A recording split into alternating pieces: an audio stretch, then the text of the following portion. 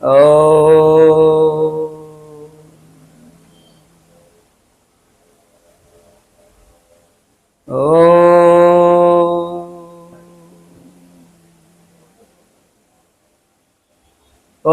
నమః ప్రణవార్థాయ శుద్ధజ్ఞానైకమూర్తయే నిర్మలాయ ప్రశాంతాయ దక్షిణామూర్తయే నమః. ఓం శృతి స్మృతి పురాణానాం ఆలయం కరుణాలయం నమామి భగవత్పాదం శంకరం లోకశంకరం. ఓం స్థాపకాయ చ ధర్మస్య సర్వధర్మస్వరూపిణే అవతారవరిష్ఠాయ రామకృష్ణాయ తే నమః. ఓం యుక్తాహార విహారాయ వివిక్తస్థలవాసినే మలయాళయతీంద్రాయ బ్రహ్మనిష్ఠాయ తే నమః. ఓం విద్యాప్రకాశనామానం వేద వేదాంత కోవిదం గీతాతత్వప్రబోద్ధారం సద్గురుం ప్రణమామ్యహం. ఓం సహనావవతు సహనౌ భునక్తు సహ వీర్యం కరవావహై తేజస్వినావధీతమస్తు మా విద్విషావహై. ఓం శాంతి శాంతి. అవతార వరిష్ఠులైనటువంటి శ్రీ రామకృష్ణ పరమహంస పాదపద్మాలకు మూర్తిత్వమైన మాతాజీలు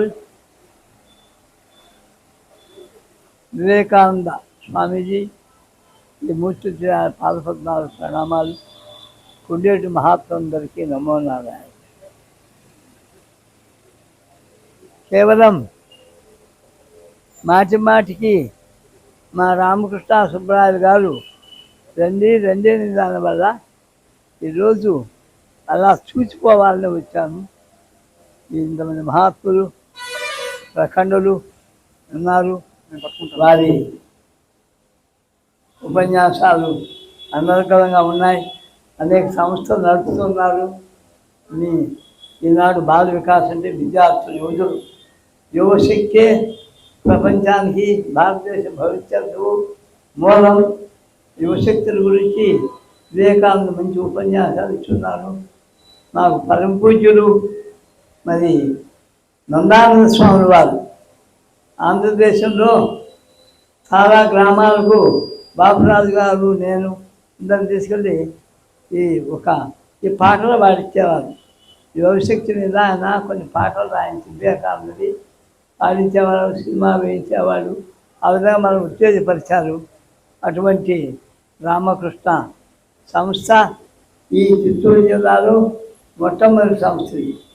ఆ తర్వాత చాలా వచ్చాయి, కానీ మొట్టమొదట సంస్థ. అందువల్ల మా స్వామీలందరూ ఇక్కడ వచ్చేవాళ్ళే. విద్యాబ్రాహ్మణ మరి గోవిందానంద, నిత్యానంద అనేక సభలు జరుగుతాయి. దాంట్లో నేను వచ్చి విద్యాలు చూస్తూ ఉన్నాను. కాబట్టి విద్యా దదాతి వినయం వినయా జాతి పాత్రతాం పాత్రత్వా ధనమాప్నోతి ధనాధర్మం తతసుఖమని సూక్తి. విద్య వల్ల అంటే జ్ఞానం ఉంటేనే ఏం చేయడానికి. ఒక పాము మీరు చూస్తున్నారు, కొండ మీద మాటి మాటికి కాళ్ళు నాగుపాములే వస్తున్నాయి. మరి మీరు పోయి పట్టగలమా? అది ఎలా పట్టితే సమాజానికి చెడ్డలేదు, సలహాలు చేయకుండా దాన్ని చంపకుండా తీసుకుని ఉండే జ్ఞానం ఆయనకుంది. ఆ పద్ధతి ఆయన నేర్చుకున్నాడు. ఇంటితో రాదు కదా. ఆ విధంగా మనం ప్రపంచంలో విద్య వల్ల జ్ఞానాన్ని పొంది అవగాహన చేసుకొని సమాజానికి హితం చేయాలి. అదే సమయంలో సమాజానికి చెడ్డ చేయకూడదు. మనము జీవించాలి. మనము జీవిస్తూ ఎదుటి జీవితానికి తెలియడానికి ప్రయత్నిస్తూ మర్యాద సూచింది. తాను బ్రతకాలి ధార్మికంగా, ఎదుటి బ్రతుకు మీద సహాయం చేయాలి. చేస్తూ ఎదుటి అమలకి పాటుపడి సదా ధర్మం స్వాదాన్ని చెప్పాలి. కాబట్టి ఇదంతా ఎప్పుడు వస్తుంది? ఉన్నది తెలుసుకున్నప్పుడు. ఎప్పుడైతే ఉన్నది తెలుసుకుంటాడో అప్పుడు ఎవరు ఏమి చేయడు. ఒకటి ఉంటే ఒకటి తెలుసుకున్నప్పుడే దానికి ప్రతిక్రియలు వస్తాయి. రాగముండే దేశోత్తి క్రియ కొన్ని ఒకదానికోటి. ఈ విషయాన్ని మహాత్ముడు వివేకానంద గ్రంథాలు చదవండి. వివేకానంద ఆ గ్రంథాలు చదివిన విషయమే లేదు. వివేకానంద గ్రంథాలు మా స్వామివారికి నోబెల్ కాలేజీలో పెద్ద అప్పుడు కాంగ్రెస్ అనుకుంటే డెప్యూటీ సెక్రటరీ బైబిల్ లాంటి భగవద్గీత, కంపైల్డ్ బైబిల్ భగవద్గీత ఆయన ఫస్ట్ ప్రైజ్ తప్పిస్తే నాకు డబ్బులు కంప్లీట్ కోర్స్ వివేకానంద తీసుకున్నాను. దాన్ని చదివే స్వామివారు ఆధ్యాత్మికంగా వచ్చేసారు. ఈనాడు రోజు విదేశాల నుంచి ఎవరి పుస్తకాలు వచ్చినా విదేశాల వారి ప్రభావం ఎంతుందో చెప్పుకుంటారు. కాబట్టి ఆ విధంగా మన జీవితం మనం సమాజానికి ఇష్టపడాలి. మనోబ్రతకాలు ఎటువంటి సుఖపరుచు వీలైన సహాయం చేయాలి. ఈ విషయాలు వివేకానంద ఎందుకు గీతాన్ని పుస్తకం అద్భుతంగా రాశారు.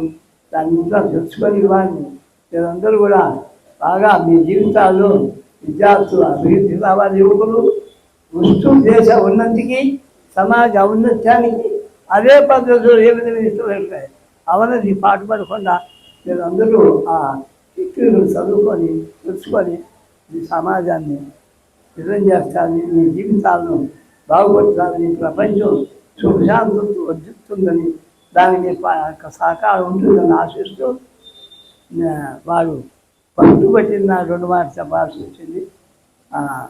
మూర్తి రామకృష్ణ యొక్క ఆశీస్సులు అందరూ ఇలా అనుగ్రహించుగాక. అది ఓం తెలుసు.